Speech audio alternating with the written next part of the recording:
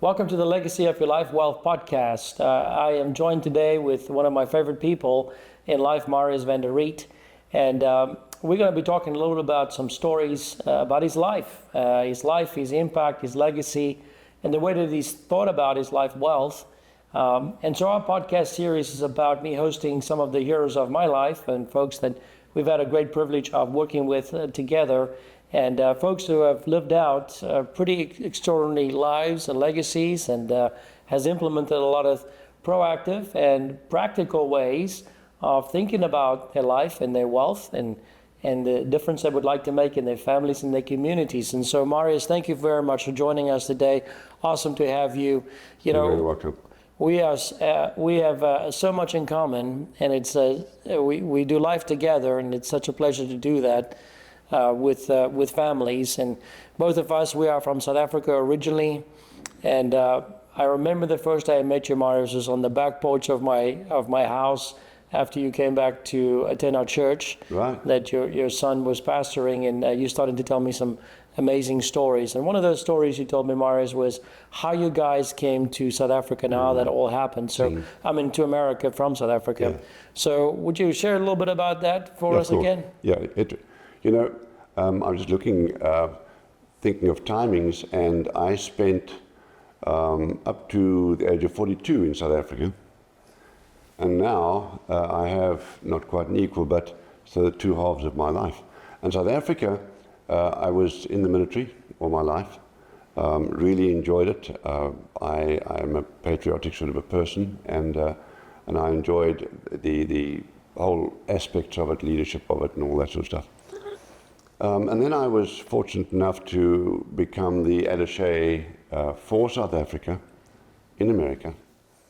And that was just the time where there was a lot of political upheaval in South Africa. And I had the fortune of being the previous president's attaché and then President Mandela's attaché. But it brought a lot of things into our family life of what now and where do we go. And then I was offered a job in the United States, and that made us think very seriously of it. And to cut a long story short, we weighed up all the aspects and said, are we willing to leave everything behind and start again? And we made the decision through Christ to do that.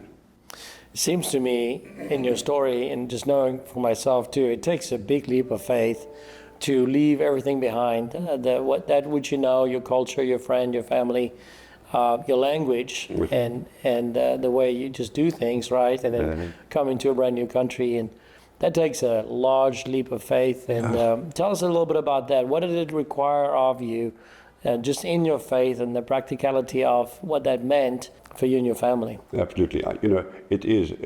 There's some real sort of major decisions in your life, and that was one of ours. Our children were 12, 14, and 16. They were just going into the whole aspect of high school and college. And as you correctly said, you leave everything behind: culture, network, language, and all the things. So we decided as a family to really lay it before the Lord. You know that my family is very strong Christians, and we have a very strong faith in that. But it is a leap of faith. And so in our case, what happened was, while we were praying through this and while we were thinking through this and what we were thinking about the implications, I went to a Thanksgiving dinner, and at that dinner there were 5 little kernels of corn in front of the beach setting.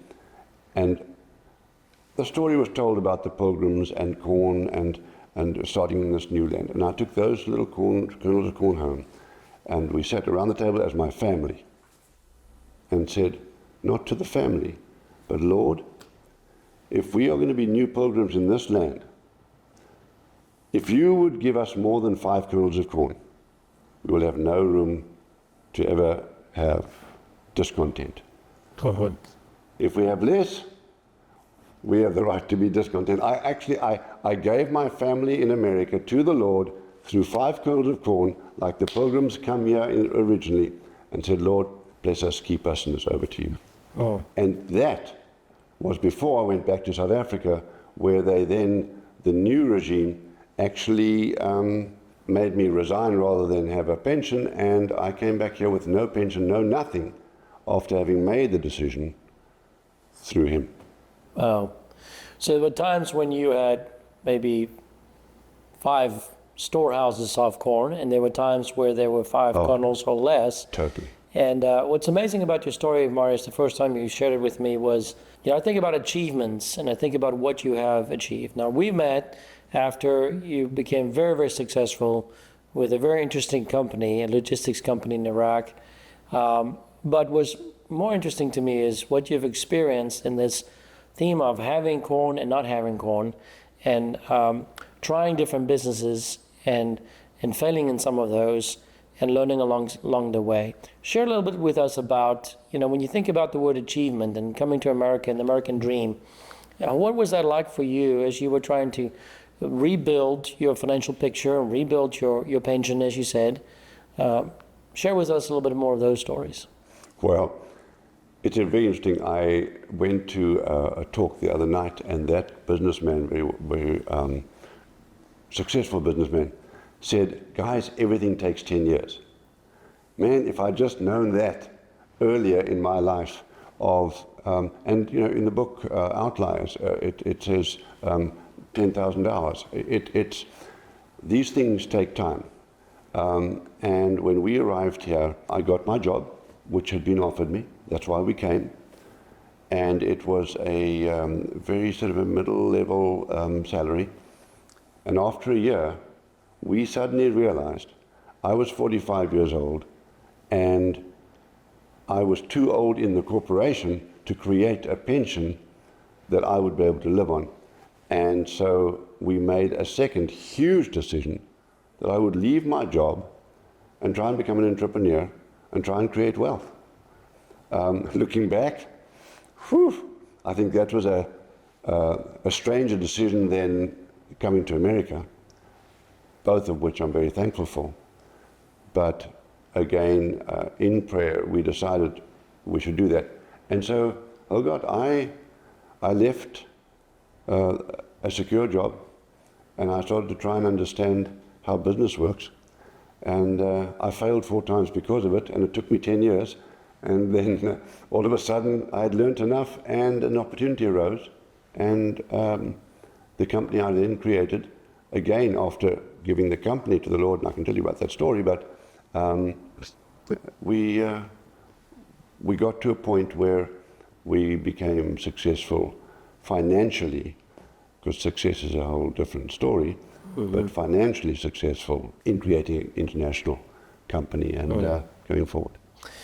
Let's go back to the theme of faith, because I know there was a turning point for you and Marianne, and there was a very special neighbor of yours that I think was very instrumental in the way that God used him, in a way to encourage you, as well as a way to show you that the Father still has a plan for you. Yeah.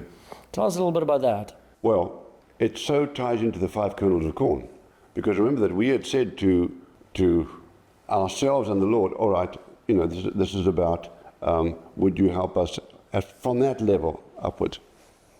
And after 10 years, actually 9 years, I had my 4th failure, and we were, as I literally say, dead in the water. We went upstairs, my wife and I, when we heard the news about some serious theft in Kenya where I was trying to do business.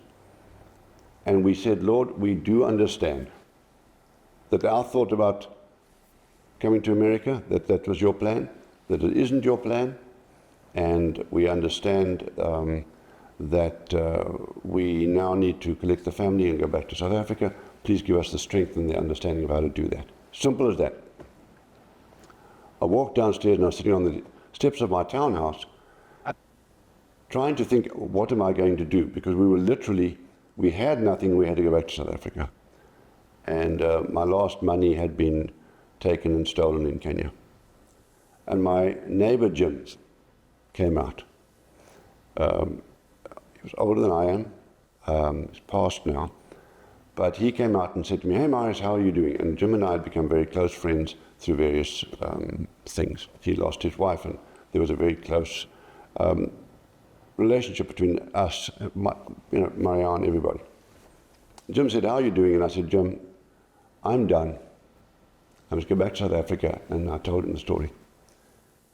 And he said, "You've got to stay." And I said, "I can't stay, Jim. It's impossible, it's done." He said, "Man, I need a smoke." And he walked into his house, and he came out puffing a cigarette. He said, "Marius, you're staying." I said, "Jim, I can't." He said, "No, my friend. America needs families like yours. Here is not a loan, it's a gift." And he gave me $100,000. Wow. And literally, and it was like the Lord tapping me on my shoulder and saying, "You see, Marius, you have little faith. I told you I had this. I just needed you to know it's me, not you." Wow, that's powerful. Yes. That is very, very powerful. So as we talk about life wealth, really it is our code word. And really what does life wealth means? Life wealth for us is a culmination of a person's time and talent. And Marius had a lot of talent, very raw talent, a lot of faith, converting from a military background into business and understanding what business looks like. I mean, that's quite the adjustment.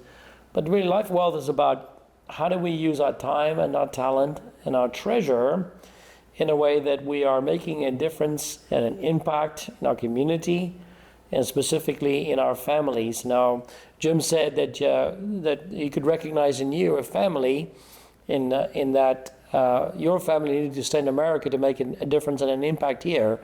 And I know there's a big story. So share with me a little bit about, what was your kids experiencing throughout this? I think as you were launching into Riet, you pulled one of your kids into the business. But what was the family experiencing? And if you look back, and all your kids are very, very accomplished at this point, but what do you think they were learning through that period of time as well?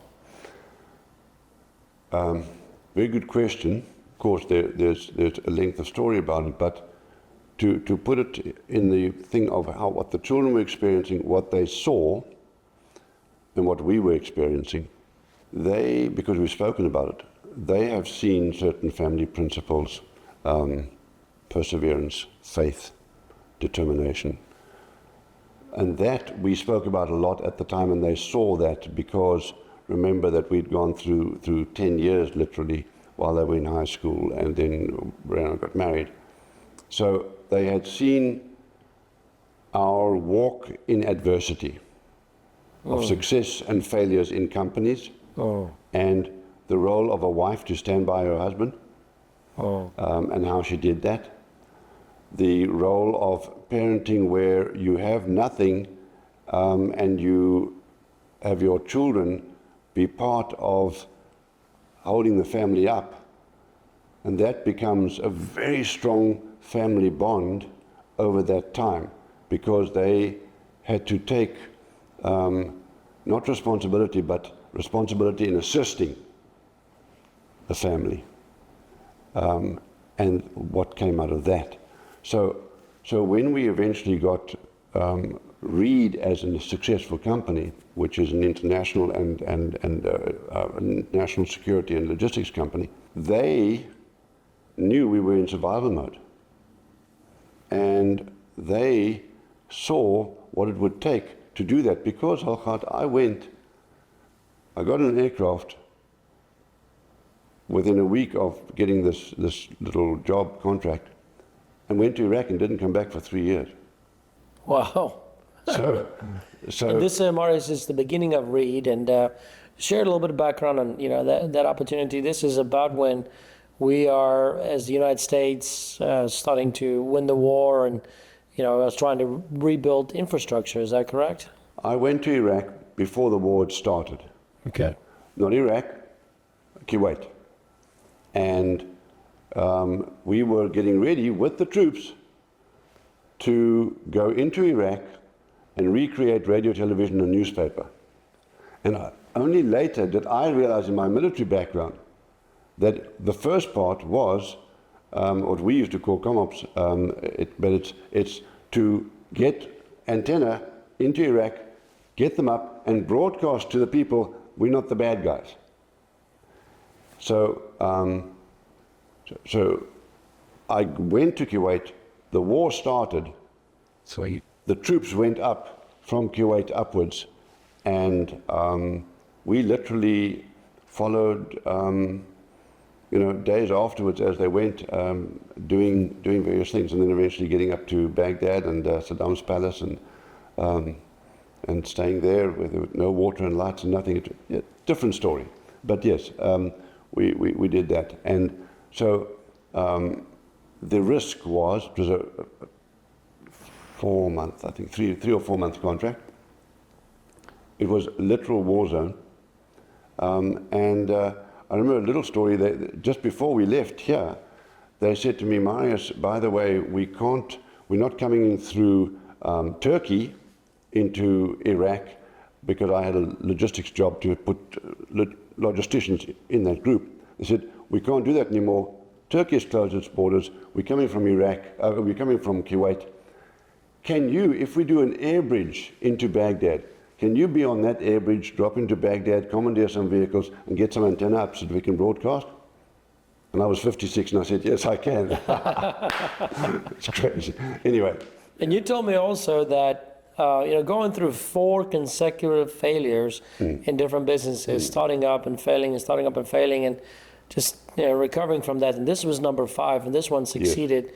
That there was a moment of truth when you look back at these failures, and what was happening on that? So there's this opportunity that comes that afternoon. So the next morning I'm in the shower early to go out to this company, and the opportunity was possibly having a little contract with 6 guys and starting a little company around that.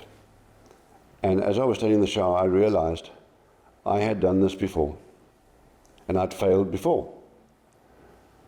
And I'd given my life to the Lord way back in South Africa, my family to the Lord in the 5 kernels of corn.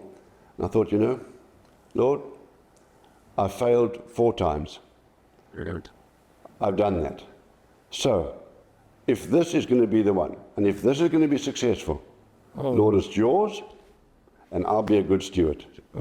So, take it and run with it if you want to, whatever it is, but it's yours. Oh God, I'm not a prosperity theology type guy at all. But the Lord took his company and did stuff that created the security we needed for our family. He took the 5 kernels of corn and said, you are now in America, and I'm running this company, and I've got this. And he turned it into a multinational, multi-country, multicultural company that made a lot of money, that could do a lot of things. And I remember when we just started getting to know each other that most of the people that you were employing were special forces from different types of countries. South Africa was one, and I think France, England, and Australia, Indonesia, the Philippines, Fiji, Uganda, all military guys, and then for my top tier, special forces guys. How many deployed in Iraq at the height of the company? In Iraq, just under 1,000. Wow. But those were all highly qualified. There were not that many guards, but all highly qualified, special, what they call PSD, the personal security details, all over Iraq. I mean, right from up in Mosul all the way down to Basra in the north and the south. And then, as I expanded into Afghanistan and to Mogadishu in Somalia and Uganda and various places, it then went up to about 4,000. Wow. All over the place. Major company. Let's go back to family, because you brought one of your youngest child, Karen, into the business, and she was just perfectly fit and a wonderful organizational person to come alongside and help you. But after you created the company, or the company was up, how did there's a philosophy in the way that you were working with your family and finances, and the way that you looked at that. I kind of felt like you created what we call a family bank, an opportunity for family members to maybe go do and be an entrepreneur like yourself. Talk to us a little bit about what made you think about that? How did you do that? And how's that working for you? Well, I'll take you to 2 ends of a seesaw. where I had Karen. She was the last child in the house. The other two had got married in all our struggle. And when I say lack of money, my middle daughter got married. They went on honeymoon. They just a small little thing, and they called us and they said, "Hey, Mum and Dad, we'd love to just go to a good dinner on our honeymoon, just one. Could you maybe just send us some money?" And we scraped together $30. Oh.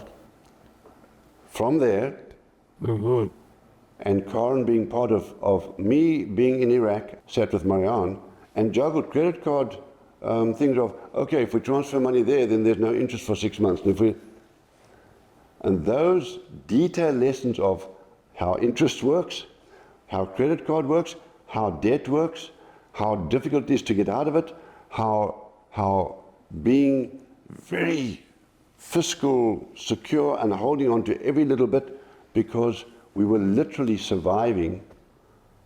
And my other two children who got married, pinching all the time to try and make it work, but they had come through 10 years of Mom and Dad struggling, failing, standing up, and using every cent just to keep ourselves going.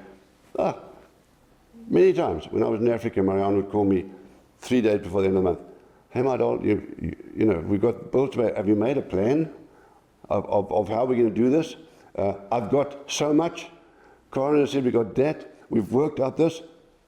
I got my first townhouse after 10 years.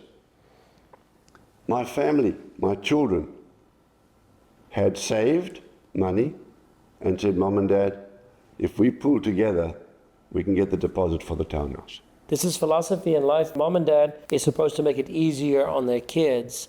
They are supposed to, break the wind, if you would, and just, make it easier, work towards making their lives easier and better than our own. But do you agree with that statement? Qualified.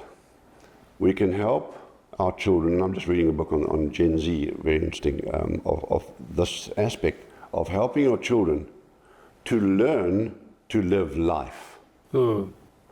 So, yes, assisting your children to have a better life than you by giving them the tools to live a better life, because it's not up to me. Yeah.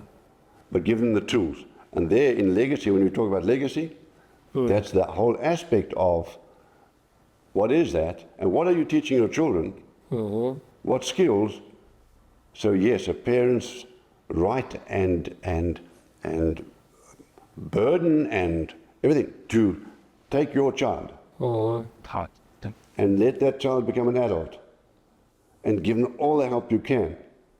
But it's what you're helping them with, and of course in my philosophy, what you're showing them, what they see you doing. It's huge. That is so well answered. I think the desire to make our kids' lives better is a good parental desire, but the way we do that often is we don't prepare them. We just make it so easy for them, and we take the struggle away. Amen. And then often as parents we are embarrassed, if you would, or we are experiencing a humility experience, and we want to shelter our kids from not being real about that. But the opposite is actually what I see worked out much better in families, when there are time to really pull in the reins, the family coming 100%. alongside. Beautiful story that you're telling about how even the kids would pull together to figure out how to overcome this together as a family. That to me is real family, and especially when we think about on the finance side. Have you had opportunities or experiences to where you either formally or indirectly started teaching your kids about money? Because here you are very successful, you're creating large amounts of wealth, very high income, and you're building up this pension that you were trying to do. And I know that it's there because we help you with it. And but as you're building this wealth, have you found it difficult to move from the mindset of survival to the mindset of success, and big disparity between resources and how the kids then would handle that resources? Talk to us a little bit about that. Was it a big difference for you? Was it the same? How did you guys navigate it sounded you navigated survival very well. Did you navigate success very well? On the financial aspect, the children had been through those phases of the 10 years of real need and failure and struggle. So they understood that. So they understood the implication of not having money and not having support systems. When we started being successful financially in the company in Riet, 2 of the children were married already, and we were able to, in that space, have discussions of the fact that there is now some wealth in the family, and how is that wealth used for impact, them, and because charity belongs at home, impact in their lives and impact outside. And my son being a pastor, he started challenging us real quickly on use of funds for creating something beyond us, and in this case, a church, a community, a thing like that. So we had those discussions early, but in my case, I didn't have to say to the children, careful, we now have some money. Next generation, grandkiddos, different. Tell us about that. So a little anecdote. So we were at a restaurant, and we take various grandchildren at odd times, and I had one of my young grandboys and another couple, and we were sitting at the restaurant, and at the end of the meal, the other guy wanted to take the thing, and my grandson said to him, "Oh no, don't worry, you can let my granddad pay. He's got lots of money." And I thought, that actually was a thing of, do you know that I need to now, as family, talk to the grandkids as well about, no, that's not quite how it works, and that what is money and what is the background we come from, and what's the importance of that money now being his, not mine, and being good stewards of it throughout the family. And so my grandchildren now, they do understand. Part of, I believe, legacy is helping with education. I believe that strongly.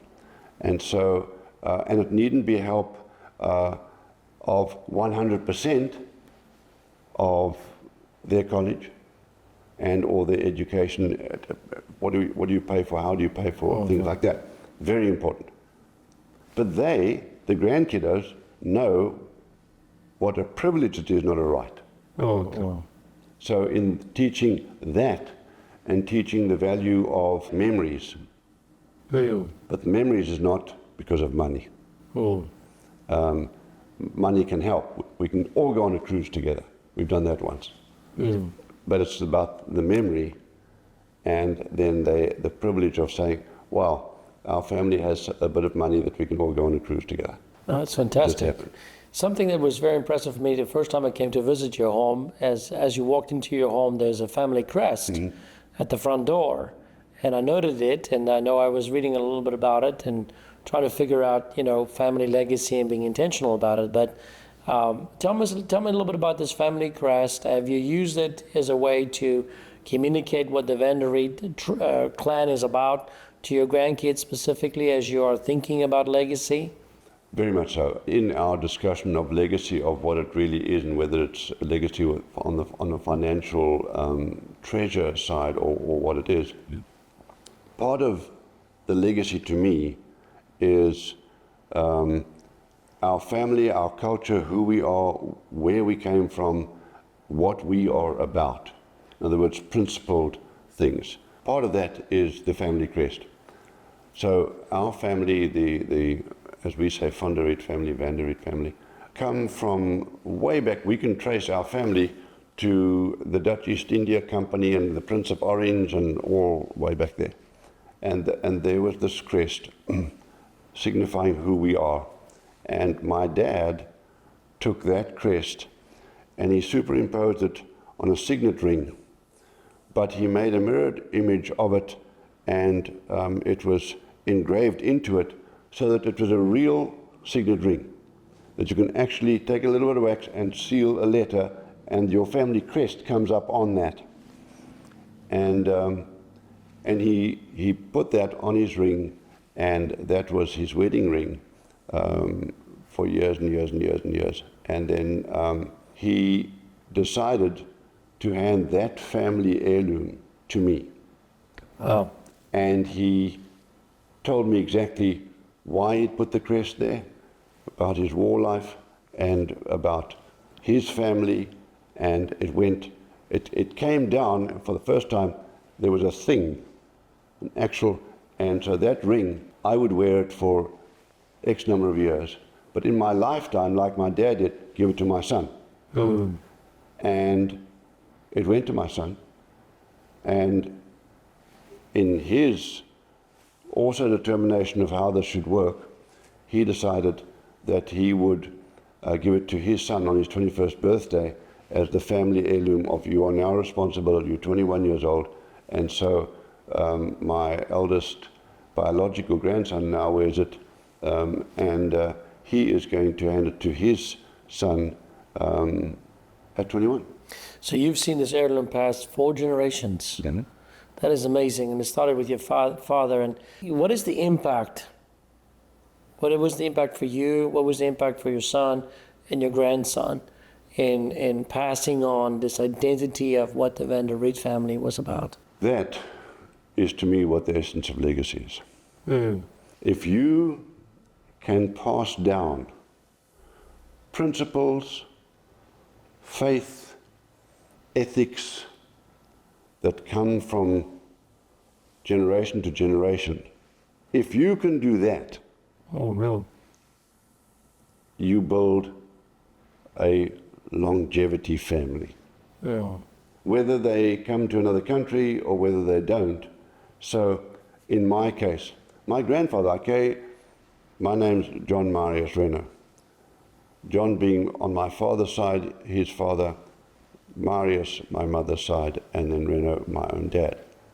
And I carry the Marius name because my father's father had died and my mother's father didn't have a son to carry the tradition.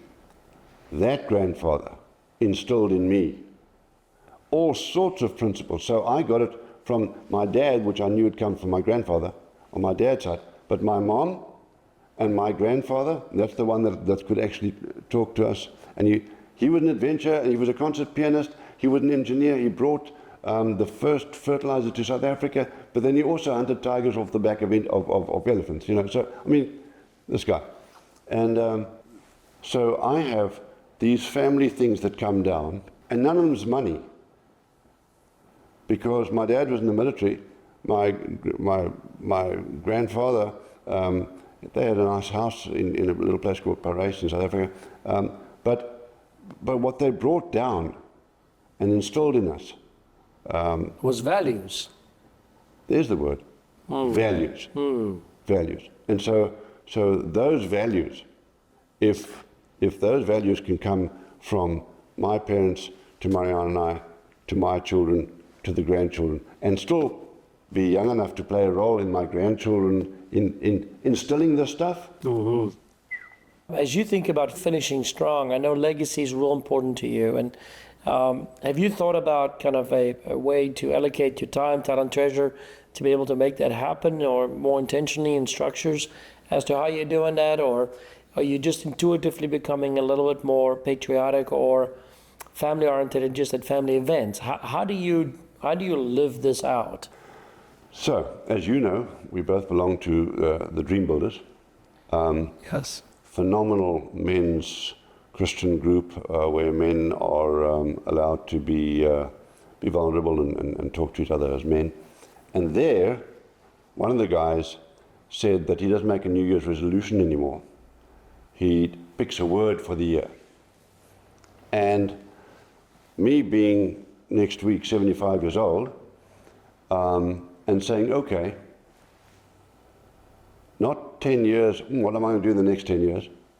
10 years may be it, right? So, Sure. what do I do with that? And so my word for the year is time. And therefore, in what do I do with my time to glorify God through intentional leaning into my kiddos, my grandkiddos, my community, people I love mentoring, I love one-on-one, and so I do that, and it is to a variation of ages. As my children know, I'm still involved in helping some veterans and trying to create a space for them, and so that part of it is still very much part of who we are. Yeah, sometimes people jokingly say that you're the busiest retired guy they know, and a lot of times you say back, I'm not retired, I'm semi-retired, but it is, you're leaning into your life, you're leaning into this finishing strong idea, Yeah. and you're looking at it from an allocation of time and how you spend your time, which is very, very cool. Life is not just happening to you. It's not like you're on a vacation. You're leaning into it and you're shaping it. I asked Marianne, in thinking about these things, I said, what do you think of finishing strong?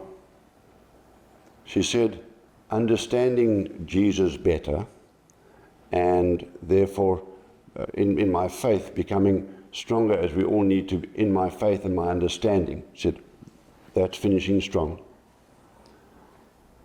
My grandchildren knowing me, really that I was involved with them, that I was part of who they are, that I was there for them, and for as long as I can. Making sure our marriage is as sparkling as it can be for as long as it can be in just our health and our attitudes and things. So to her, it wasn't about outside, it was about inside. Family and the main old lady of the home. Very good. For me, you know me, I'm an extrovert, she's an introvert. I think that plays a lot into people. Sure. But for me, I like to see people, I like to lean into people, I like to because I believe as the Lord gives us gifts, and it's not only the gifts of the Spirit, but other gifts, like for instance, if you have the gift of leadership, or if you have been given the gift of understanding business, or if you've been given the gift of support, you should do it. Amen to that. Take us to the back porch, and I want to share with our audience here today. Let's just say there's a 35-year-old, young and ambitious man that is married and has maybe 1 or 2 children and are trying to make a mark for himself. And he's listening to us today. He's listening to the guys with the gray hair that has lived that life. What advice would you share with him today about where he is and what his life looks like, and how he also can be successful in life with his family, with his finances, with his faith, his friendships, his relationships? What kind of advice would you give him? From me specifically, I guess this, be intentional in what you do. So, whether it's intentional in your time with your family, intentional with your time with your wife, intentional with the knowledge and expertise you get in your business, to really own it and make it in what you're doing, and gleaning for whatever your career is. Keep being inquisitive about it, and learn and build and learn, and because the more you learn, the more you understand, the more successful you will be. I remember way back in the day, I was in the military, and we used to say to the young officers, what do you want to be and how do you want to get there? And this one guy, a guy called Magnus Malone, was a major, and he said, I want to be the best major in the Defence Force. That was his answer. Interesting. Interesting, because if you're the best, every step, it's automatic you step up. I love what you just said there. So to that, yeah, that 35-year-old, Yes. and then I would say to him, oh God, understand the money side of your existence, because it's such a diverse thing of understanding what is part of your security. And this is not because you're my financial advisor. This is the advice I would give him of understand what insurance is in protecting your family. Understand what saving money. Understand the cause and effect of how to handle and be good stewards of your money. Oh. I learned that very late, Oh. and made mistakes with that, Oh. and